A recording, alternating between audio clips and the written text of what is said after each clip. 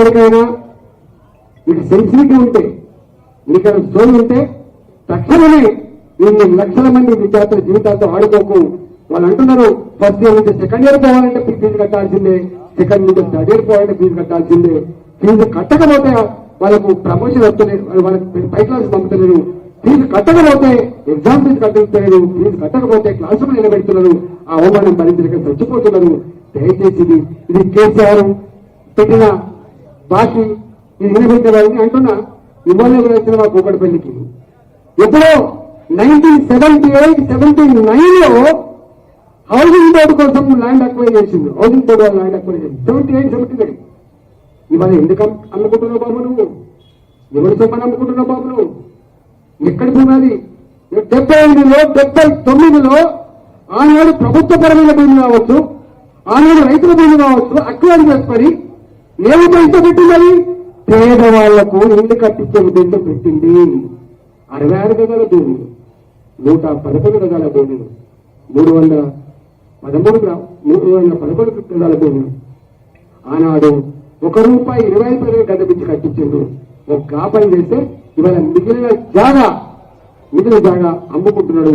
ఇప్పటికే 1718 కోట్ల రూపాయలు ఒక హౌసింగ్ బోర్డు డబ్బులు తీసుకొని పోయినావు కదా, మరి అది ఏ వారసత్వం? ఎక్కడైనా తీసుకుంటున్నాను? గత ప్రభుత్వాన్ని ఎట్లా తీసుకుంటావు? Government is a continuous process. Revanth Reddy వస్తాడు పోతాడు, రేపు ఇంకొకైనా వస్తాడు, రేపు ఇంకొకైనా వస్తాడు. ఎంతమంది ముఖ్యమంత్రి చూసినా, నేను ఒక 6 మంది ముఖ్యమంత్రి చూసినా, ఒక చంద్రబాబు నాయుడు పోయిండు, ఒక రాజశేఖర్ గారు పోయిండు, ఒక రోషయ్య గారు పోయిండు, ఒక కిరణ్ కుమార్ రెడ్డి గారు పోయిండు, ఒక కేసీఆర్ పోయిండు, ఒక రేవంత్ రెడ్డి పోతాడు.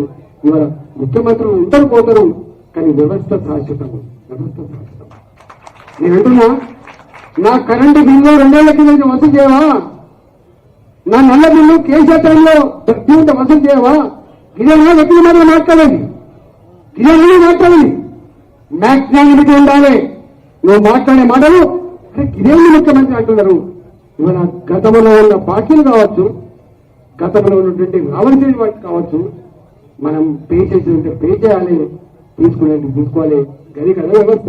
ఇవాళ నువ్వు ఈ మాట మాట్లాడుతున్నావు కేసీఆర్ అంటే ఇది మంచి పట్ల అయితే రాపోయిందా ఏం సమాధానం చెప్పాల్సి ఎక్కర్లేదు. వస్తావా హ్యాబిట్ చదవచ్చి చదువురాని మా ఎల్లని తీసుకొచ్చి పెడతా, దాంతో ఆర్గ్యుమెంట్ చేయి.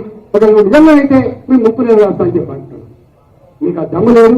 కాబట్టి ఇక్కడ నేను బంద్ చేసి ఇప్పటికైనా నీ పార్టీని చక్కబెట్టుకునే ప్రయత్నం చేసుకుంటాం. మాకు అక్కర్లేని సబ్జెక్ట్, అది నీ అంతరంగ వ్యవహారం. కానీ ఇది ప్రజలకు సంబంధించిన సమస్యలు కాబట్టి మేమున్నాం కాపల కుక్కలాగా ఉండడానికి. మేమున్నాం ఇక్కడ. ప్రజలకు కాలుకు ములిగితే పన్నుతో పీకే బాధ్యత భారతీయ జనతా పార్టీ ప్రతి కార్యకర్త తీసుకుంటాడు. అన్ని విషయాల పట్ల సమగ్రమైన సమాచారం మా దగ్గర ఉన్నది. మీరు అనుకుంటాను పిల్లి కళ్ళు మూసుకొని పాలు తాగుతామని చెప్పి అన్ని రాసి పెడుతున్నాం. సందర్భం వచ్చినప్పుడు అన్ని తెలంగాణ సమాజం ముందు పెడతాం.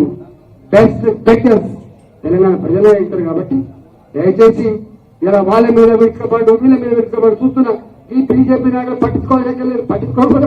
వస్తుంది, కాలం వస్తుంది. ఢిల్లీ పోతావు, ఏం మాట్లాడతావు? నేను మీవన్నీ అంటావు. అక్కడ పోతావు, మీవన్నీ అంటావు. పైసలు కూడా కావాలి కేంద్రం. ఇక్కడికైతే మాత్రం పెద్ద పెద్ద మాటలు మాట్లాడతావు. మాటలు కోటలు దాటితే కాళ్ళు తంగలు దాటవు. గుర్తుపెట్టుకో. జాగ్రత్తగా ఉండు, మంచిగా ఉండు. రాకరాక అవకాశం వచ్చింది ముఖ్యమంత్రిగా. ప్రజల ప్రేమను పొందే ప్రయత్నం చేయి, ప్రజల సమస్యలు పరిష్కరించే ప్రయత్నం చేయాలని విజ్ఞప్తి చేస్తూ నమస్కారం. నేను తెలంగాణ భారత మాత.